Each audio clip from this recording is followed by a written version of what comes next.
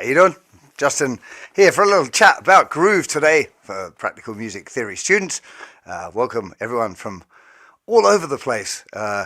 Where are we all coming from today? Good morning from Bondi, South Coast, New South Wales, Australia. I'm in Berlin, Canada, British Columbia. I've got a bit of a chesty thing going on. It's the same thing that wiped me out a couple of weeks ago. I've managed to catch it again. It's like the gift that keeps on giving from my son's nursery. It's amazing. But I don't feel bad. It seems to be getting worse now that the show started, because it hasn't been bothering me for the last 10 minutes or 15 minutes, which have been annoying. Anyway, New York City there, Vienna, Austria. Didn't that guitar used to be pink? It is still pink. This is still a very pink guitar. Just must be the color grading that's making it look different.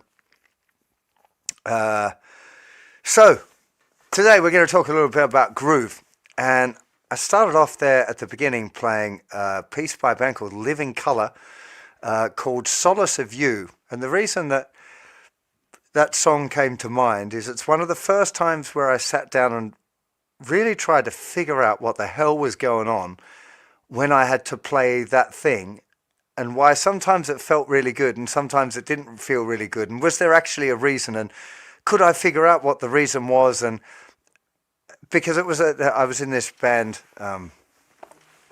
what's it called again? Anonymous Rhinoceros. So were the two most misspelt words in the English language.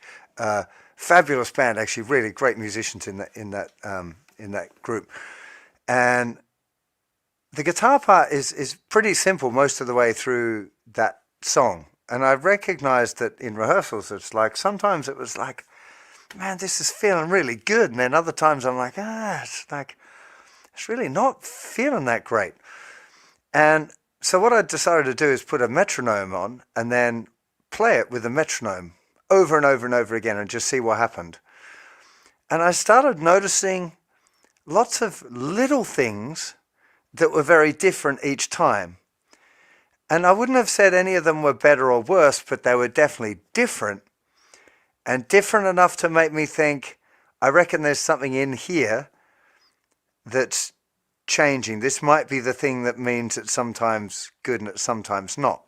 So just to kind of demonstrate the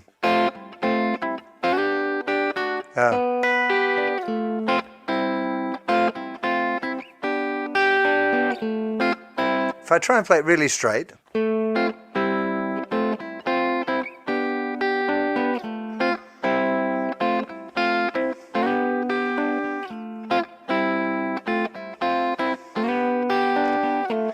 and there's nothing really wrong with that. I think that's what I was doing most of the time. But when you do the same thing over and over and over again for like 5 minutes, if you do this,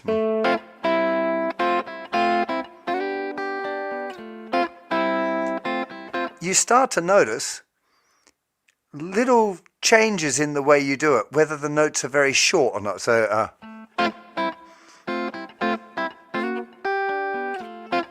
I'm exaggerating.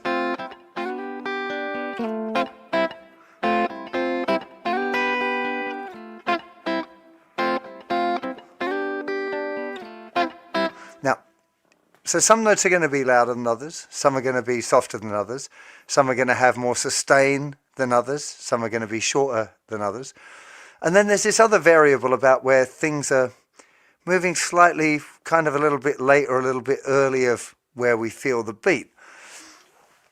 And in the end, I decided there were lots of different ways of playing it, and that they could all feel really good if I was feeling really good. And this doesn't sound super profound, but it was a really big shift for me about the need for things to feel good and to feel nice when I did them. And it exposed a lot of things that I think a lot of intermediate guitar players struggle with, where they don't feel like they're very groovy and they're not like locking into the groove and it doesn't feel nice. And I think a lot of that comes from it being at the edge of your technique, where you're slightly unable to actually do the thing. And really, when you're going to get into this subtle changes in dynamic and time and note placement and dynamic, all of these little variables, excuse me, if you can't play it really confidently, you don't have the space, you don't have the bandwidth to start playing around and listening out for those little intricacies and starting to pay attention to them, particularly the time ones. So the conclusion I came to was that whenever something didn't feel good or didn't feel right, meant that I needed to work on it more, practice it more. Quite often I used to do things like try and play things a bit faster than they would actually be at the gig to make sure that I could technically do them comfortably faster. And then when I went back to doing it at the regular tempo, they would feel kind of easier and more relaxed. Because we get into now a second spiel. I don't know how far to go off on my little kind of spiel here. I've actually got not a script, but I've got some ideas of things that I want to talk about. But I've already kind of drifted off a bit. But I think it's useful maybe to head this stuff off at the beginning, because it's the conclusion rather than the stuff coming to the conclusion right at the end. I think that when we play, the way that we feel is somehow expressed in these tiny little micro adjustments in time and dynamics and volume, time and dynamics and groove and feel is all somehow communicated. And if you're not really feeling those things, it can be very hard for it to come across. And I think it's one of the reasons why some artists really resonate with a big audience, because they have some feeling, some need to express a feeling that somehow resonates with all of us, that may be something that we're all feeling, like insecurity. I don't know, it's a kind of, I think many of us feel insecure about different things. So if you feel deeply insecure, you could be singing about anything, but if that insecurity is part of your being, it's going to find its way through the music, and it's there, and other people connect with that feeling that you have, that insecurity that you have, even if it's not in the song, not mentioned in the song. The song's not about that, but some of that somehow communicates in a way. And I think that some of the feelings that get communicated through music can either be aspirational or sympathetic. So a sympathetic one would be if you're feeling insecure and you play a song and other people feel your insecurity, even though it's got nothing to do with the song. It might be a happy song, sad song, whatever, it doesn't matter. Somehow that seeps through and you're like, I feel like that too. Like there's something about that music that makes me resonate. But I think it can also be aspirational in that somebody feels something that you would like to feel, either about yourself or whatever. And my favorite example of this is always Jack Johnson. I pick on Jack all the time. His music always makes me feel happy. So if I'm in a stinking mood and having a bad day or for whatever reason, if I put Jack Johnson on, I feel happier, like almost immediately. I've never met the guy. I met the guy very, very briefly, like, I don't think we even shook hands. It was like a fist bump or something for like 10 seconds. I've been in the same room as him for a little while, but not that he would remember and I only remember because he's Jack Johnson. Anyway, there's something about his character, his happiness, which I can only imagine comes from being like living on the beach and being super chill surfer dude, being super relaxed and happy and in touch with the things that are important and not getting obsessed with, I don't know, social media or whatever, this sort of bollocks, right? So whatever it is about his character that makes him happy makes me feel happy when I'm not in a happy spot. So I think that that's how music works, and I think the way it works like that is groove. I think that is the thing that gets communicated when you listen to reggae music. Reggae music is, again, it doesn't necessarily make me feel happy, but it definitely makes me feel relaxed. It's almost like massively stoned reggae musicians are somehow able to transmit their stoned, relaxed, laid-back flavor And when you listen to it, you sort of absorb it without having to roll up a joint yourself. There's like they're able to transmit that relaxed groove, that feeling through the music. If we go the opposite end of the spectrum, we listen to, I don't know, Slayer or Celtic Frost or like some, pretty hardcore metal stuff. It's very angry, very intense or whatever. Like, I would imagine those people making that music have that about them, right? I don't know. I might be completely wrong. And that's not to say they're not lovely people. I'm sure many of them, or most of them, all of them are. But there's a certain intensity in that music that I don't think can be faked. There's, if it really, I also feel like we smell half-truths or people that aren't being entirely honest. I'm trying to not swear here. It's like,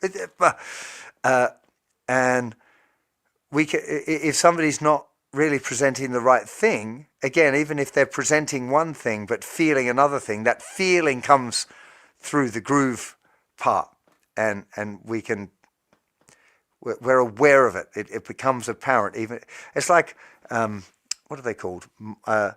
Micro expressions. If you've ever heard of that, there's like these tiny expressions that we make in our face that could be like happiness or surprise or disgust or whatever, and they're so slight and small.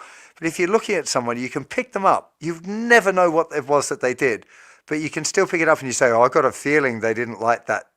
I got a feeling John didn't like that shirt that I bought him for his birthday, And actually, when you gave it to him and he opened the wrapper, even if he smiled and went, thanks, Justin, really like the shirt, mate, there was some little micro expression that went through that made me go, I'm not sure he liked it. Right? So I think it's almost the same with the music thing. It's this, because they're so subtle and small. So I've got on my little rant now, and I'm going to go back to my script and try and explain a little bit more about what I can actually pinpoint, because all of the stuff I've just been talking about for the last 15 minutes is kind of philosophical, my feelings about how music works, but I don't know it's true. That's just my gut feeling of how it works, and a little bit of observation and a little bit just I've been listening to music and helping students express themselves for a long time and working on my own self-expression as a musician. If you get more questions, do pop them in the chat for Fan to Star. We've got a few questions to answer. In fact, I think I can just wipe off that first question now, because Silvia said, does the concept of groove apply to any style of music? I have an idea of what groove is, but I'm unable to define it. So Silvia, the definition that I can come up with, excuse me. So what I wrote down was, the groove is what makes you want to tap your foot or to dance. It's often the drums, but we can often still tap along even if there's no drums or percussion. So obviously, if the drums go doof ka doof doof ka doof ka doof doof ka, you're getting that doof doof ka, you're feeling that beat there. But if I was to play something on the guitar and go, I've got no idea what this is going to be, but anyway, if I went,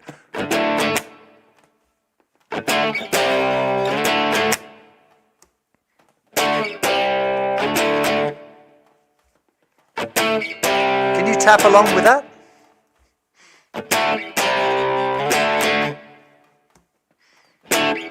Should be da da da da. Or maybe you tap twice as da da da da da da da.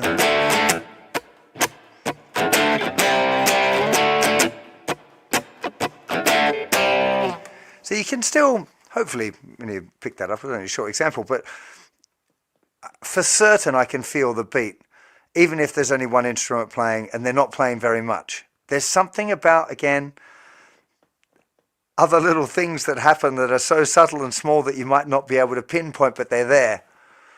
I used to love listening to Neil Young when he plays, particularly live. He always keeps his hand moving, which I think is a really important thing for rhythm anyway. But I think, not sure, that when he was keeping his hand moving, he played, I can't remember what the song was, it was on the Greendale tour, but he'd play a chord and kept his hand moving.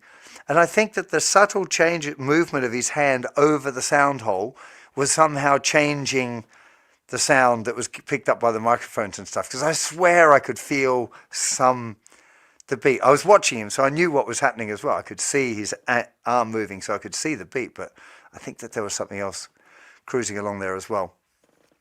So, going back to Sylvie's question, I managed to completely go off on one again. Any type of music, any style has a groove. The grooves are different, and we're going to talk a little bit in a second about what the different elements are that might make up a groove. But every style has a different kind of set of elements that would be involved to make up the groove, and it's felt very differently. So like house music has a very different groove to reggae, to metal, to soul, to funk. They've all got their own groove. I don't think like metal musicians would refer to it as a groove. They wouldn't be playing away and go, oh man, this is a great groove. I don't think that would be a term that they'd use, but it would probably still be what other people might use to describe it. I think they'd probably be more inclined to call it a beat. So if it's a thing that makes you tap your foot or to dance along, and it's not always the drums, it's got to have a couple of elements that are really important. The first one's a beat. So the beat is the thing in music that would normally be the element that different musicians in a band together would use as the thing to unify themselves with each other, to be able to just to keep themselves, the cohesion of the band is based around the beat. I think it's also important for the listener, because when you know what the beat is, you kind of anticipate where the beat is. And if you're anticipating where the beat is, you're able to notice whether it's speeding up or slowing down. So the beat is obviously super important. It's a fundamental area of musicianship, and particularly in groove development. Obviously, the speed is also going to be important. So if we think the beat is this, 2, 3, 4, the beat could be, I don't know what this is, 80 beats a minute or something, wild guess. But if that's 80 beats per minute, we're just saying that's how many beats there are in 1 minute. We haven't defined whether it's groups of 3 or groups of 4 or 5 or 7 or 9 or whatever, but it could be a lot faster. It could be 120. That could be where how quickly the beat is. So the tempo and the beat are kind of intrinsically combined, but separate elements, because you can often take a groove relative to a certain beat and just slow it all down and speed it all up a bit. Then we get into the thing that I'd describe as the rhythm that goes within that. And there's a whole bunch of different elements that make up the rhythm. So the first one would obviously be the time signature.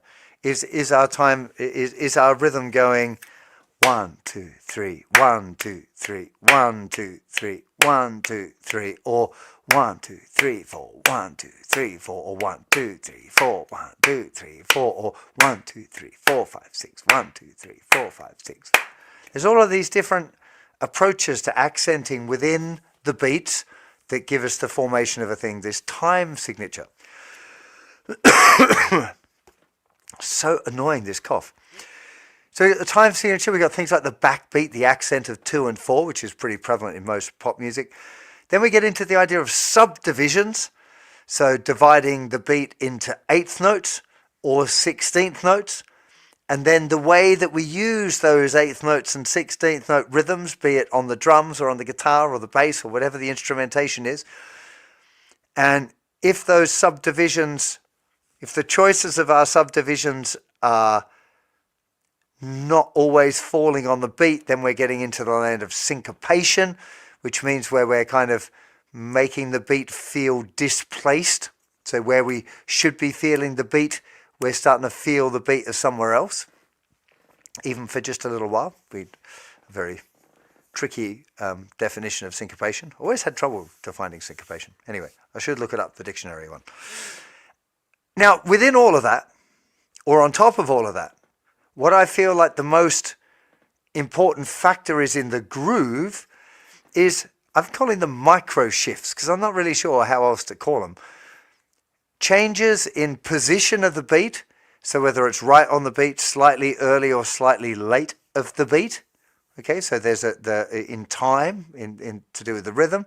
Then you've got micro shifts in dynamics, so whether things are loud or soft, like a lot louder or a lot softer, or even just very subtly, like micro amounts of loudness and soft note, possibly imperceivable, but probably there. And then you've got things like the length of notes, whether they're long or short, and lots of other just like minor variables to do with, pick, attack, tone, where you play on the bridge. It's all of these kind of, let's call them timbre, like the overall kind of the sound effects. So you got all of these little variables now. And even if the beat and the tempo and the rhythm stayed exactly the same, it's these micro shifts, I think, that seem to make the biggest difference into when something's actually feeling good or not. So I want to go back now to another, the second question, because it kind of ties in again. And the second question here was from Nick, which is, rhythm's always been my problem. Is it possible that there are people like me who will never get to the groove? And the answer is, I don't think so. At least in all of the years that I've been teaching guitar, there was only one person I ever taught where I taught him for a couple of years, and it was like, man, I'm really sorry, it's just not working. I don't know what it is, but like, it's just not happening. And I've taught, by that point, I'd taught hundreds and hundreds of students in real life. And this guy, I'm going to say his name actually, but he was the sweetest dude, really, really lovely human being, kind, considerate, studious. He studied really hard, very organized with his practice and all of that, but there was just something that the music just weren't in him. And like, that's the only time, right? So I'd say the chances that you got of it failing, by the way, is very, very, very small, but maybe there. I think the problem, my guess for you, Nick, the thing that you want to work on is something that is really, really, really simple.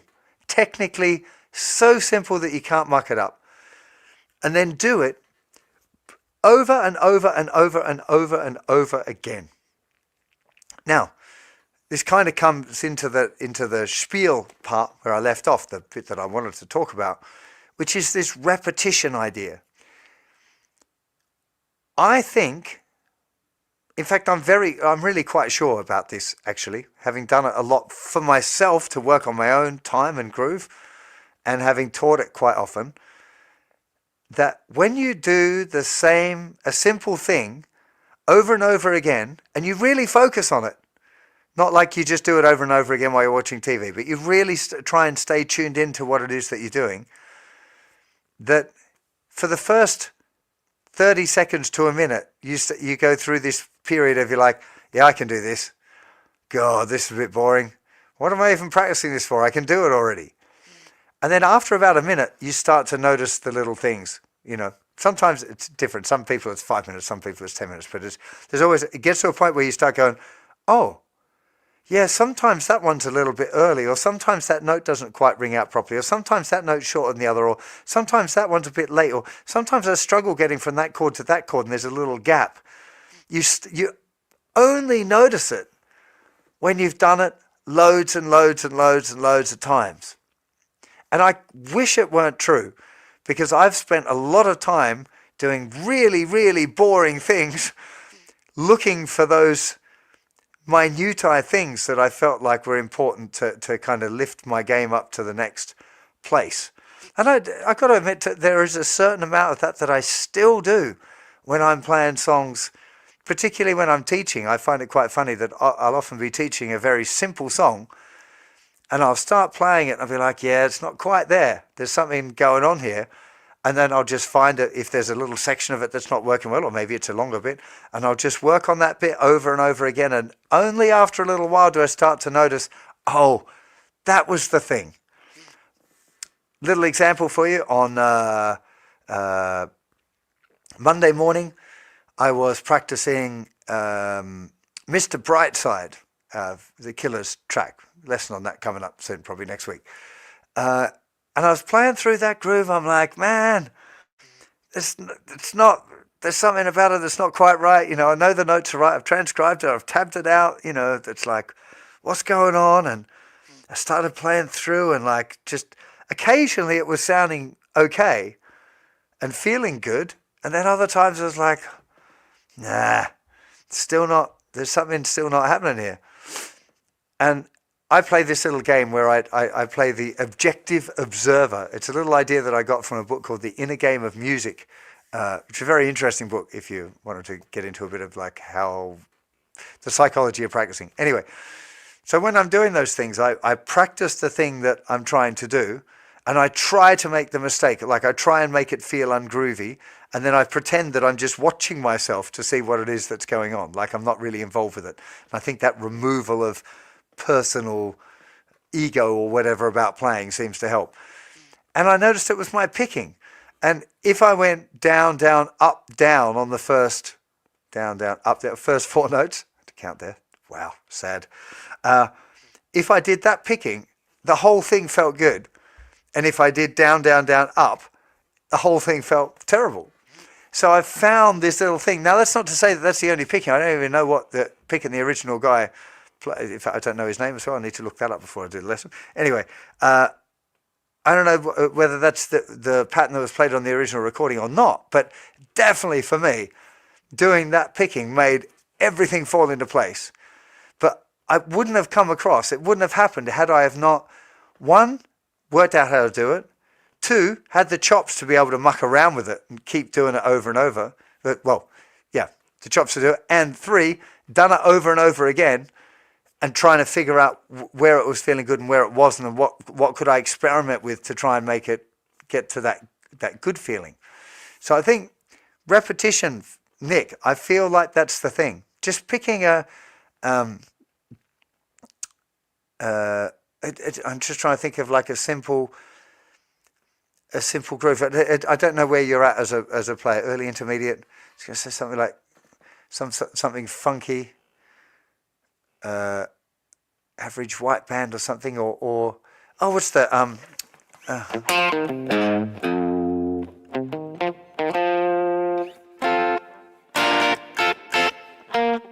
what key is that in?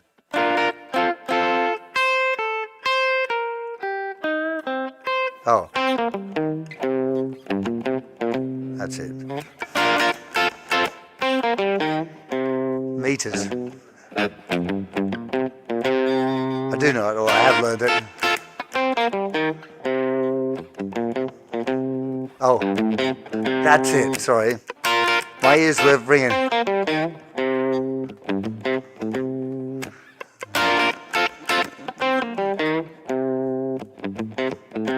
That is like Steve Cropper. That how long that note is held for is now already just playing it that few times. Is it that or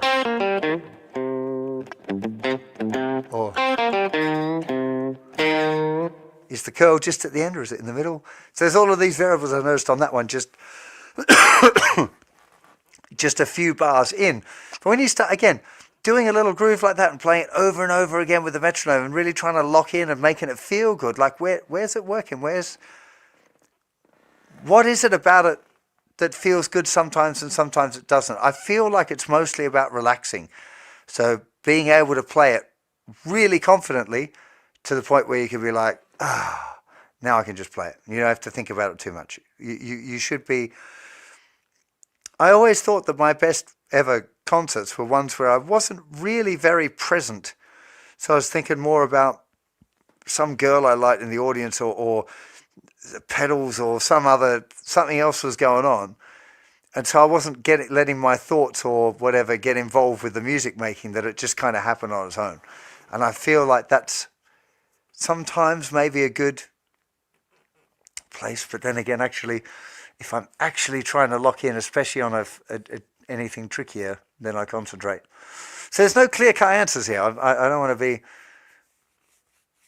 trying to suggest you'll run one way when actually there's danger in those hills, because there are definitely times, like if I was playing the Sissy Strut thing, I would almost certainly be concentrating on it and trying to, it's like relaxed concentration, almost a little bit like meditating, because you're not trying to force it, you're trying to let it happen, but you need to stay in the moment to do it. God. Take a riff, play it loads and loads and loads and loads and loads until it starts to feel good, and there you go. But I'm sure there's more to it than that, as I started to explain at the beginning of the of this session. Okay, I am going to... Lisa's got a great question. I am going to definitely get to that one, but I'm going to try have a go at a couple of these live ones as well, so that in case they're getting too late to the day. Okay.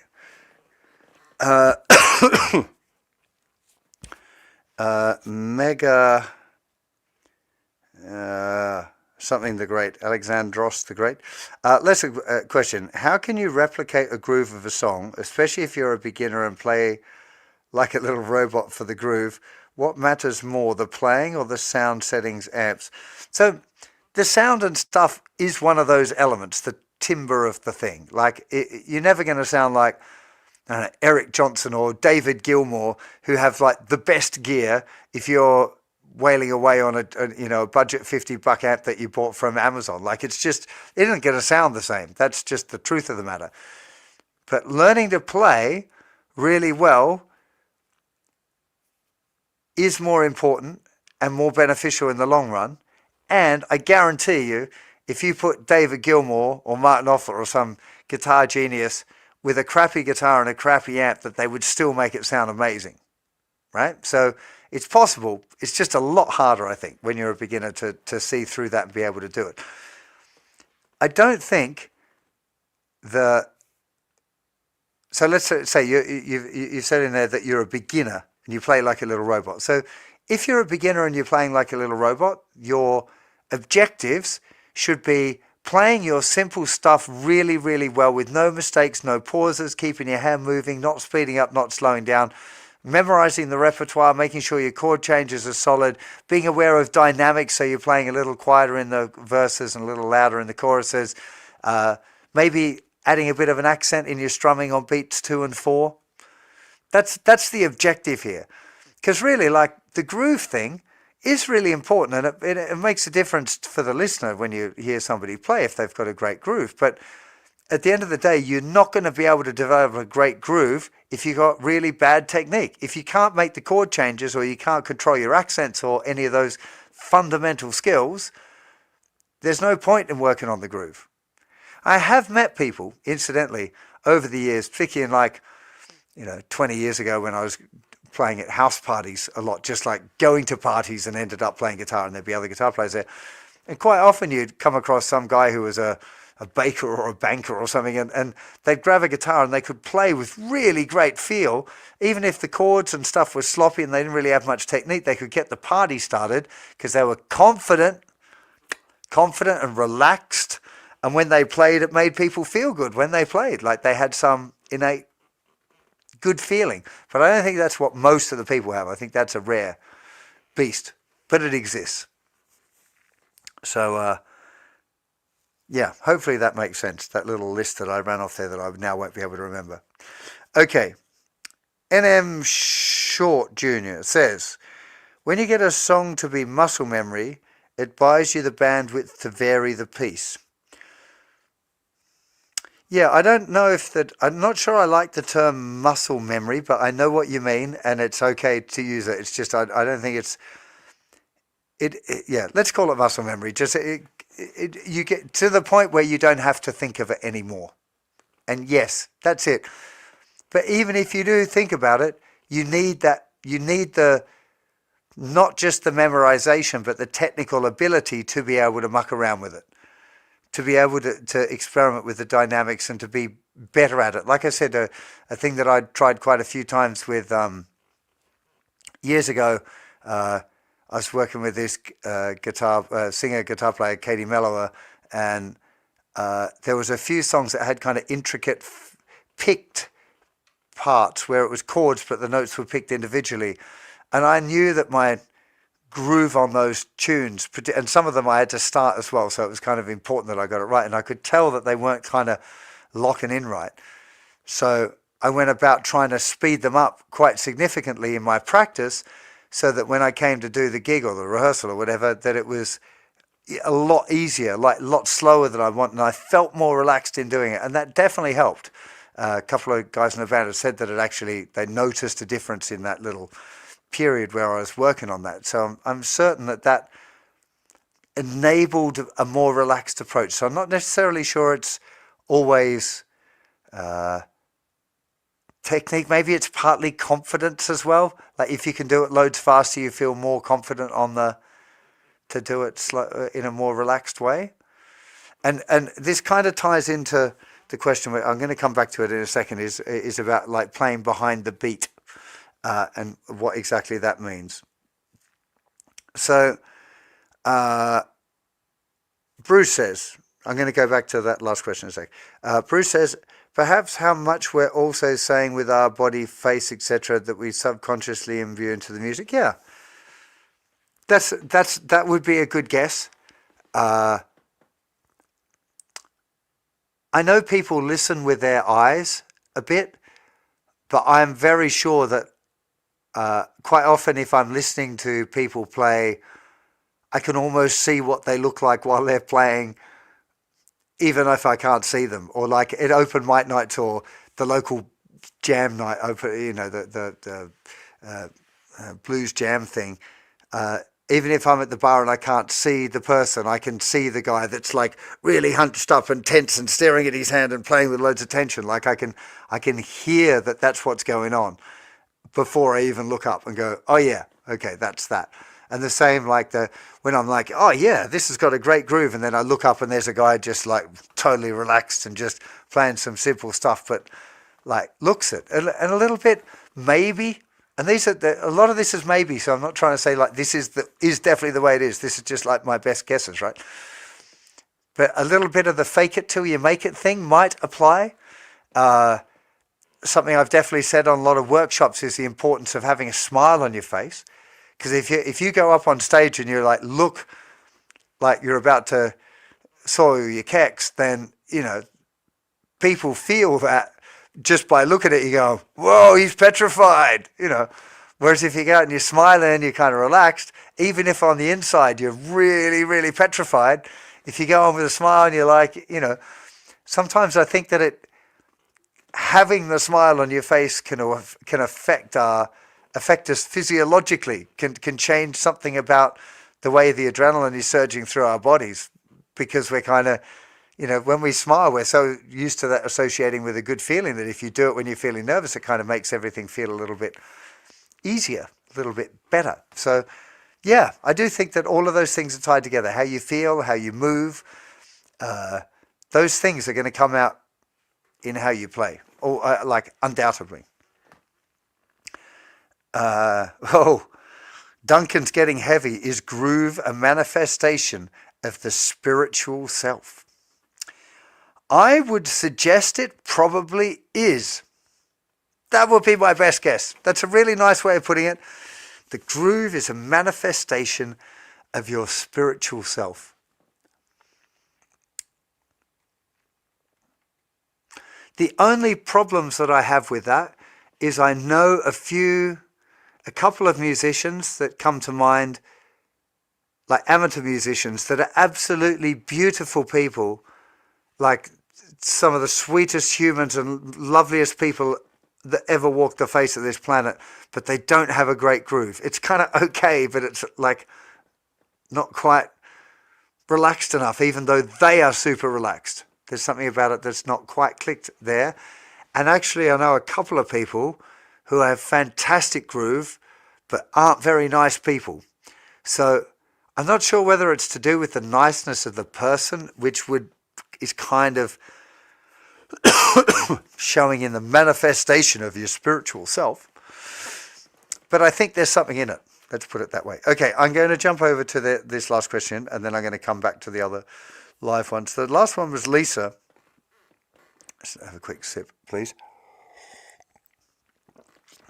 So Lisa asked a question that I wondered about for the longest time, and it's actually relatively simple. How do you get the laid-back groove or feel, but at the same time don't sound out of time? So it is actually that you're usually a laid-back groove is playing late, so playing after the beat.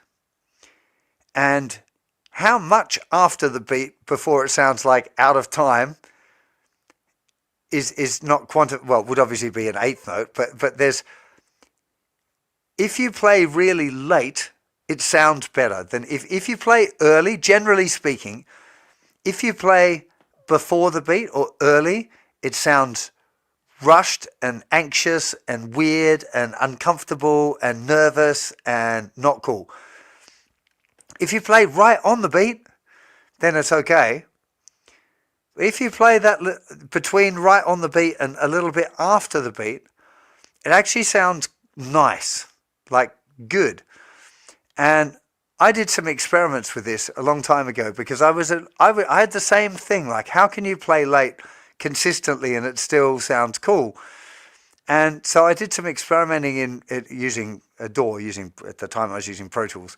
And I recorded my guitar very carefully and accurately playing right on the beat, like absolutely on the beat. I think, if I remember rightly, I actually chopped it up a little bit and, manipulated it. So it was exactly on the beat. And it sounded fine, but only fine. And then I'd pick up the whole track and start moving it a little bit further away, like, milliseconds at a time. And there was definitely a point where I can't remember how many milliseconds it was, but there was an X distance where it's like, oh yeah, this sounds better. It sounds better, even though it's not perfectly in time, which is not an excuse for people not playing in time before you go like, yeah, everyone said I don't play in time. Yeah, man, I'm just cool. Nah, don't quite work like that. You have to be consistent with it. There has to be a certain amount. And again, that's one of those things where I think you can learn it. You can practice it. And here's how I practiced it, because I can't remember who it was that talked about it, but somebody was telling me about like that you should practice playing things exactly on the beat, ahead of the beat and behind the beat. So I used to put the metronome and try and play like scales and chords and other stuff exactly with the beat, and then before the beat and after the beat. But I really struggled to accurately tell whether I was going before or afterwards, actually. So what I did, again, I was using Pro Tools at the time. I use Logic now, but whatever, your DAW, whatever one you've got, Ableton, Audacity, whatever, it doesn't matter what one you've got. But just record a metronome click in, so it's audio. Don't use MIDI or something like that. That can be deceptive. Use the audio track to record in a particular thing, and then practice trying to play exactly along with it for 4 bars, say, and then try and play slightly before the beat, just like anticipating it, but just the tiniest amount, not gudunk, gudunk, making it clumsy. It's just the smallest amount. The way I always feel of it, like I lean into it, I try and make myself feel anxious. And then for the next 4 bars, go back into it like really slow, like you're really stoned or you're channeling your inner Bob Marley or whatever, just like really just like, oh, I'm going to play, but I really can't be bothered. I'm just going to, like really sloppy. And then look at the waveforms. Did you actually do it? So that's question 1 is, did you do it? Did you actually manage to go before and after? I would say for the first 20 or 30 times that I did it, I wasn't really going much before or after with any degree of reliability. A little bit, but and it gradually got better. But don't expect it to be something that you can do in your first 5-minute practice session. It took a lot longer than that. It was at least a month probably of me practicing it before I could consistently go forward and backwards. But then once you can control that, once you're aware of where the beat is and being able to change your feeling to be able to manipulate whether you're forwards or backwards, you start to recognize it as well as being able to physically do it. You can start to feel like, oh yeah, this is way back on it. Like it's weird. You can also do things like line up. What was the track I noticed it in Purple Rain. I just did a lesson on Purple Rain, and I imported the audio file into Guitar Pro just to do the tabs or whatever. And when I was watching it, because Guitar Pro kind of gives you a grid of where the beats are, and quite a lot of that, the backbeats, the 2 and the 4, were way late, like visibly late just on the grid on that. So, but it felt amazing. Obviously, it feels amazing, that track, but it's not mathematical. And that's when you, another good example of it is this, when you play, if you're programming drums and you program the kick drum on 1 and 3 and the snare drum on 2 and 4 and the hi-hats on 1 and 2 and 3 and 4 and you have that do-cat, do-cat, do-cat.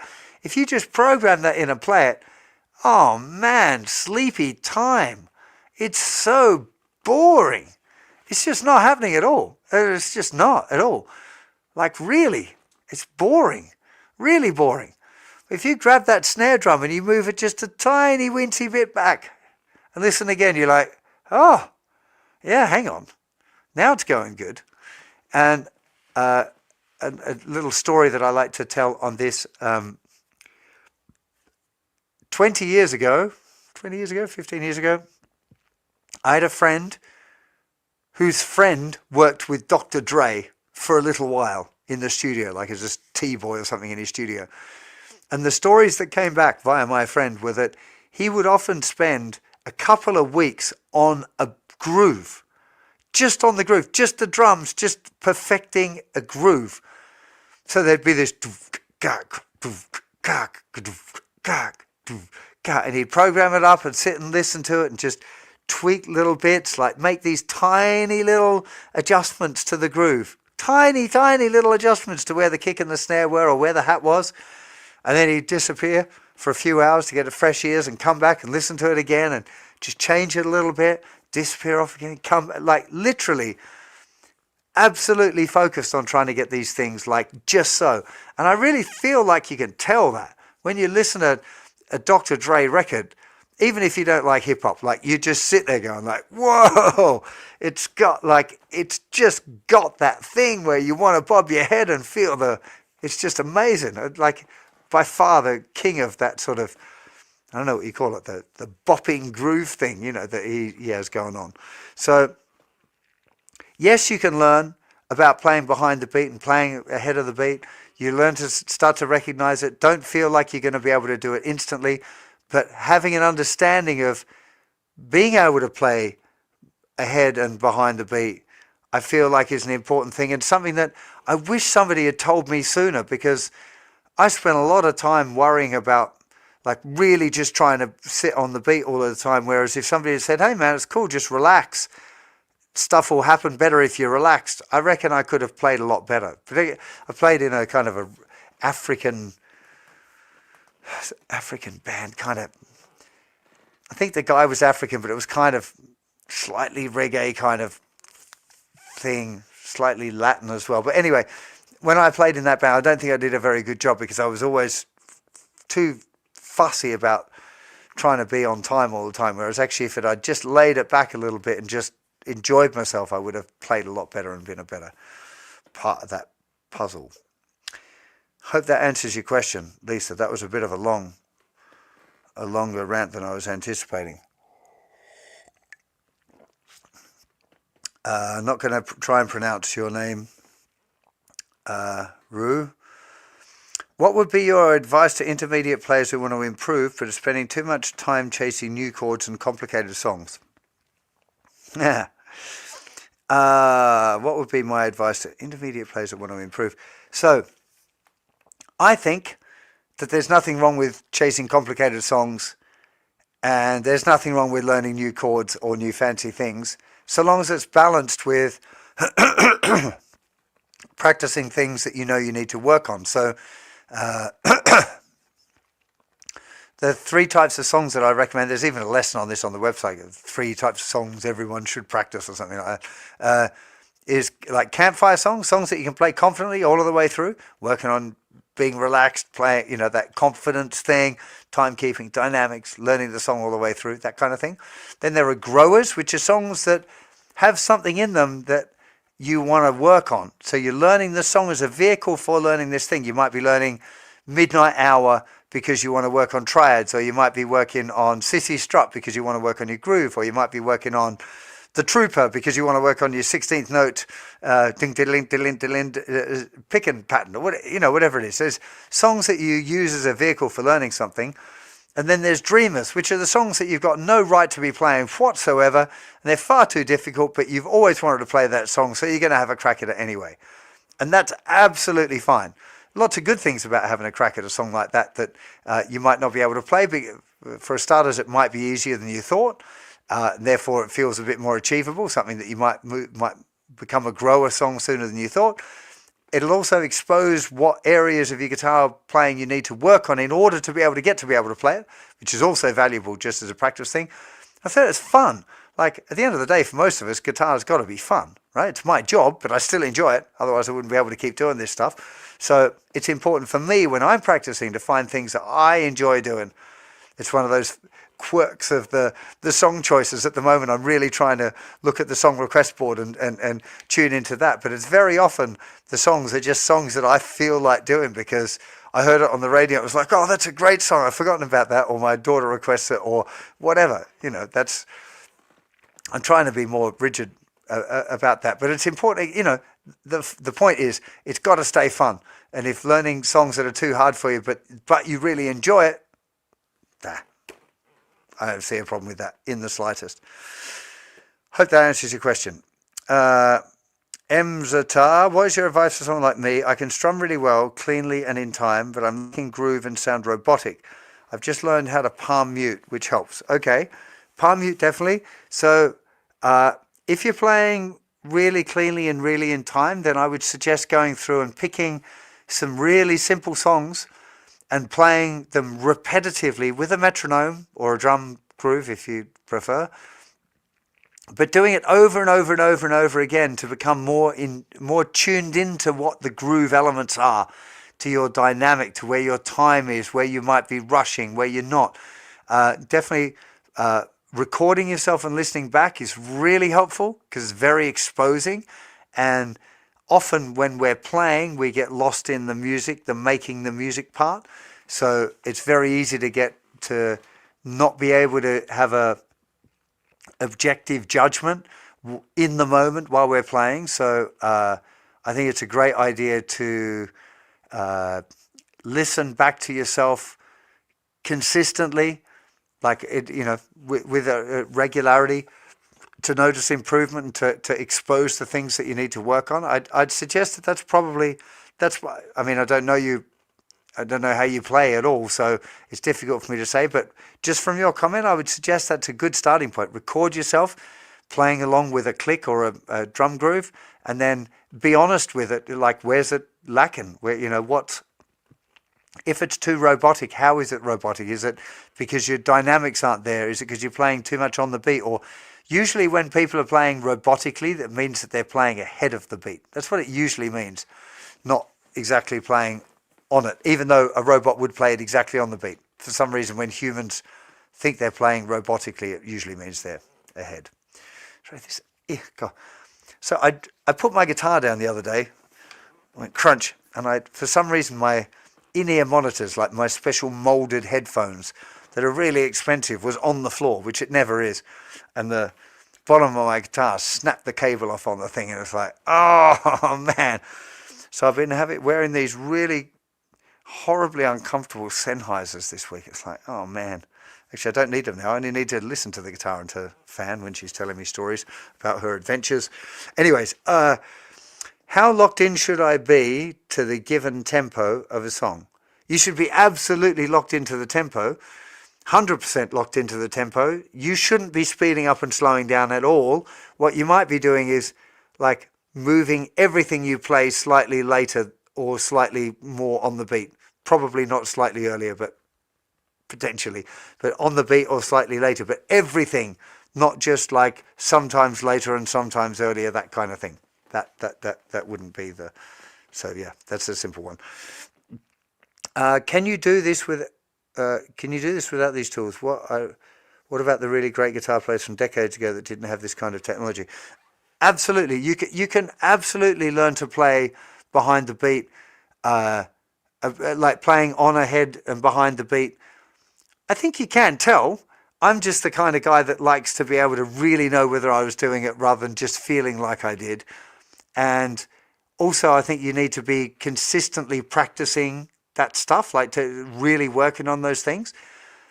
I think that the biggest difference between those heroes of ours that we say, oh, they didn't learn using these tools and they didn't have that, and how were they able to do it? They don't read music and they didn't learn scales and blah, blah, blah. It's because they didn't do anything else.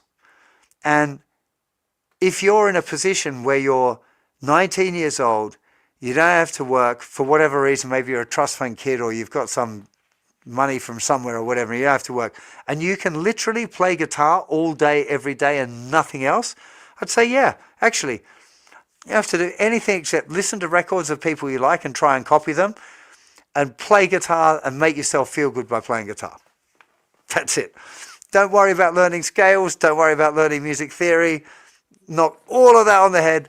Just transcribe and listen to music that you really love. Work out how to do it as best you can on the guitar and play the guitar in a way that makes you feel really good. And that would be the recipe for being like a guitar superstar. Now, 99.9% of the population haven't got that luxury. And even professional musicians now don't have that luxury because they're all expected to be bloody posting social media shite and worrying about the algorithm and trying to get 5 people to download their track on Spotify for no money. You know, it's like, it's not the same as it was in the 60s and 70s. If you were an aspiring musician, you played your ass off all the time, like continuously. And then you either got a record deal, which meant that you could continue to play your ass off and do it in front of loads of people and have somebody else to record you and a record label to do your marketing and your promotion and organize your interviews and blah, blah, blah, blah, blah. They would do all of that and you could just do it, or it never happened for you. And then you ended up getting it, you know, you tried really hard for a few years and it wouldn't happen. And then you went and got a job and you're an accountant now and you're just retired probably. And that it just didn't work out. But it's not the same anymore. Like most of the singer-songwriters I know are really struggling and upset with the way the music industry is. Don't get me wrong, it was pretty crooked before as well. The horror stories you hear about, you know, manipulation of people and you know, people getting ripped off and yeah, getting ripped off, underpaid, or like you read loads of horrible stories about it. So I not trying to sell it as all you know, rainbows and unicorns, but for playing, that's the difference, I think, is that people don't have the time to practice anymore. Maybe as AI takes over and takes everyone's jobs, there's going to be a lot more people around with a lot more time on their hand, and there'll be a resurgence of people that it can actually play because they've got nothing else to do, maybe. Okay, I've got 2 questions left, but my throat's starting to go out and I'm going to have to do these questions quickly. Oliver says, when improvising lead lines, do you focus on keeping the groove or making the phrasing interesting? I find that I can either make my lines groovy or interesting, but rarely both. When I'm really improvising, I'm not thinking about anything at all, and I just don't care about the line or the phrasing or the groove or anything. I just play and I try and... I think all of that stuff, the thinky part, should be what happens when I'm practicing, and when I'm really playing for playing's sake, I don't want to think. That's how I see it. I wouldn't want to be choosing between groovy or interesting. I wouldn't want to make that. That's like having to choose between heating and eating. It's not a good position to be in. You need to figure out something to make it so you can eat both of those at the same time. Okay, Robert says, let me rephrase my question. If the song is, I can't read if it's 111. Yeah, 111, but I like it and feel more comfortable at 92. Is that a bad thing? No. I would suggest that maybe if you practiced it till you could do it at 120, then maybe your 111 might feel as comfortable as your 92 does now. Makes sense? But I'm not sure. And there's nothing wrong with it, liking to play a thing at a slower tempo. Nothing wrong with that at all, because we're all different. We all like different things, and that's just how it is. Okay, that was a lot of gassing. I've taught for a whole more than an hour. Wow. I definitely deserve a slice of cake and a hot cocoa before I go to bed today. Hope that was helpful. I thought that was pretty interesting. I mean, I hardly played anything except right at the top, because it's one of those things. It's a very difficult thing to play like that unless I set up a drum thing. Maybe that's something I could do in the future. Set up a little drum groove and play along and try and demonstrate the thing and share my screen. That could be an interesting one. Let me see if I can figure out the technology to make that actually happen. It might be a bit above my pay grade, but I might know some people who can figure out how to help me do that. Hope you have a fantastic rest of your week. Thank you, Fan, for organising everything, the questions and links for you all. We're going to have a look at see if I can't knock all of this stuff that I've been talking about into a little PDF for you all. I need to do a little bit of work on that. It might not happen straight away. It might happen in like a week's time or something, because I'm having a little bit of a break the rest of this week. It's half term here. Kids are off. So we're going to have a little bit of a jolly. Yeah. Thank you very much. Have a great week. Thanks again, Fan. And I'll see you all for some more very soon. Have a great day. Bye.